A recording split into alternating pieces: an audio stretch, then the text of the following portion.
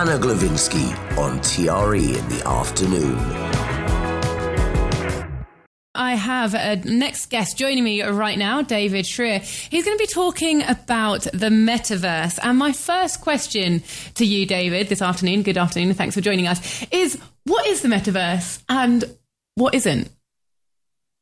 Yeah, so the metaverse is not meta. That's the first thing I usually have to get out of the way, because people say, oh, Mark Zuckerberg's company is named Meta, and I read a lot about that. Is that the metaverse? No, that's not the metaverse. The metaverse is a 3D, immersive, persistent environment. So what that means is it's like a virtual world you can go into. It's a whole other world. It's in 3 dimensions. You're looking at it as if you're looking through your own eyes into this world. That's what first person means. And the persistent bit means that if you build things in that world, and then you log out and you go do something else, and you come back and you log back in, whatever it is that you were working with, they're still there. So you could build a house in the metaverse, for example, and you could leave and come back and your house would still be there. Oh my God, it just sounds like putting extra workload on your to-do list. Why would anyone do that? So what sort of infrastructure do you need for the metaverse to exist? And I'm just going to ask this in sort of real layman's terms. I've just been to what's called an immersive experience to see the Van Gogh art exhibition, and it was truly amazing. The way it was sold is that you're sort of getting really inside his head. There's screens, you walk around, there's screens up, down and below you. His artwork is sort of moving around in a very sort of visual way that makes you feel like you're inside it. Is that the sort of infrastructure we're talking about? And please go ahead and enlighten us if there's anything else. Sure. Yeah. Well, there are a lot of different ways you can access the metaverse. So the one that most people know would be these first-person games like Fortnite or Roblox or Minecraft, right? And if you think about that, our definition of the metaverse, including that, there are over 1 billion people already in the metaverse today. And they spend endless hours, yes, building houses and making things and creating sort of fantasy worlds. The metaverse also includes things that you might access through augmented reality. Like you wear a pair of glasses or you hold up your phone and you look through your phone and certain things are projected onto the world around you. And it could be in virtual reality. And that's where you have the full goggles and you know, you're in this completely what I would call a totally immersive experience rather than a partially immersive experience. So the Van Gogh exhibition is more in the realm of augmented reality. Okay. But you don't need that much infrastructure to access the metaverse. You can access Roblox on your phone.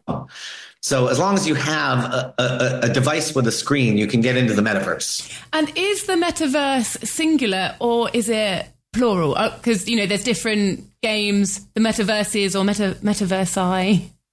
Metaverses. Yeah, there are many metaverses. Okay. So, and although a lot of people have worked in this world of what we call Web3 in trying to figure out how to bridge between different metaverses, today they live as distinct other realities. So they're separate from each other and there are many of them.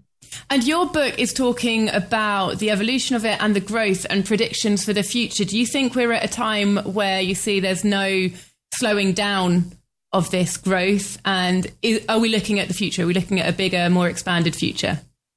We absolutely are. This is very early days in the metaverse. And so one thing to bear in mind is it's not just for playing games. Games are what most people are familiar with, but some of the more profound impacts of the metaverse might come from corporate applications. For example, there was a surgery a couple of years ago on a pair of co-joined twins. You may remember this. The twins were joined at the head. And it was a very complicated surgery to separate them. There were over 100 medical professionals who were on multiple continents training for this surgery in a virtual reality environment before they actually physically came together in person to conduct the surgery. So that's one example. Another would be for urban planning. So before you spend tens of billions of dollars building a new city and people walk around in it before you put that money to work. And so urban planning is starting to use these metaverse applications in order to be able to make more intelligent decisions. And how do you think that sort of thing is going to affect the reality of our world, business, economics? Is it going to have a huge impact on, capitalism and our working life as we know it right now? Well, I hope so. So one major area that Metaverse can be helpful is in training, in education. If you design these things correctly, you can create learning experiences that are more impactful than just watching a video on YouTube or going to a classroom. And we urgently need to reskill and retrain people because, and you've probably read about this, tens of thousands of people are being laid off every month due to artificial intelligence. So we're going through a very painful restructuring of the economy. The metaverse could actually help make that less painful. And as with all new things, new technologies and ideas, what are the dangers that could come from the metaverse? What are the sort of things people are talking about or indeed predicting? There are a few things where the metaverse throws up new challenges for us. One of them is in one of its forms, in the virtual reality form, where people are wearing these goggles and in this complete, kind of like the movie Ready Player One, where they're in this total other world.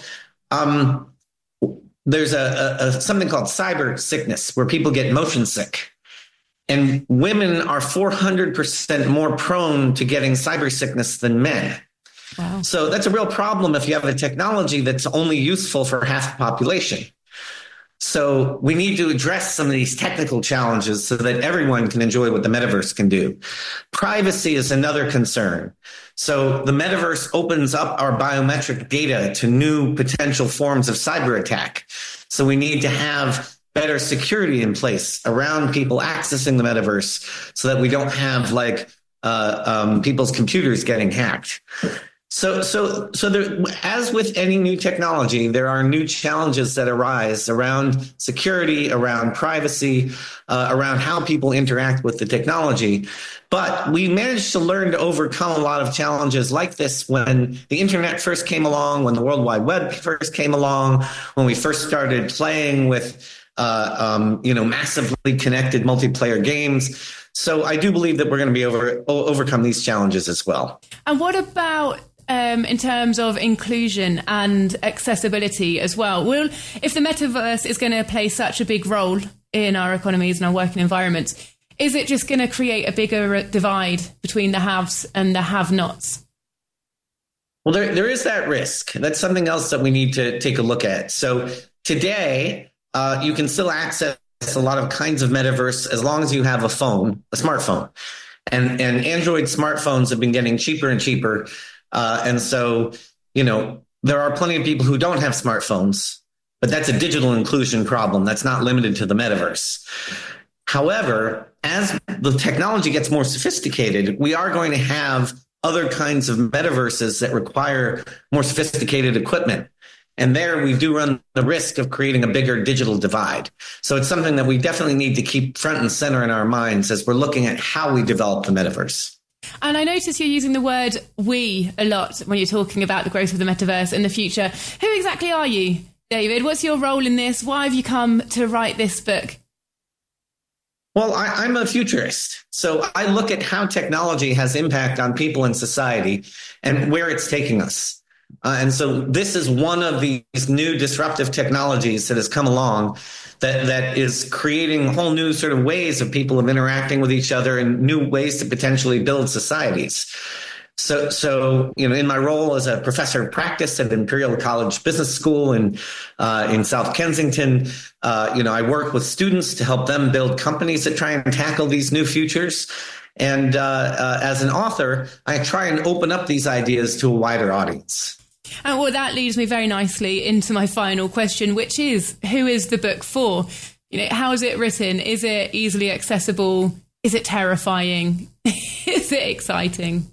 Yeah, so basic metaverse, it says right on the tin, it's intended to be easy for someone to pick up and read. So I have a whole series of these basic books, basic blockchain, basic artificial intelligence, basic metaverse.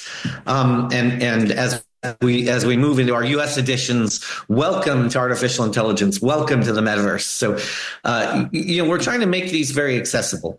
The chapters are short. A friend of mine once called it a bathroom book because you can sort of read it in piecemeal, stick it on piecemeal poo time. the shelf. Yeah. But we also put little summaries at the beginning of every chapter. So I give you like 3 bullet points of what you're about to read in the chapter. Then you read the chapter and then 3 bullet points of what you just read. So if you just want to skim the book, it's also really easy to skim. Before we close off, is there any sort of final message? Is there anything that you feel that we've missed here today, or, an overriding message that you would like to share with people listening? The metaverse is something that has to be experienced. And so I would suggest, make a Roblox account or make a Minecraft account and jump in and start playing around. You might be surprised at how much fun you have. Oh, that's a very welcoming final note. And the book is indeed called Welcome to the Metaverse, Unlocking the Potential of Virtual Worlds. It's by David Shrier. And if you'd like to get your hands on it, you can find it on Amazon or the Talk Radio Europe bookshop. David, thank you for joining us this afternoon. Thank you. Goodbye.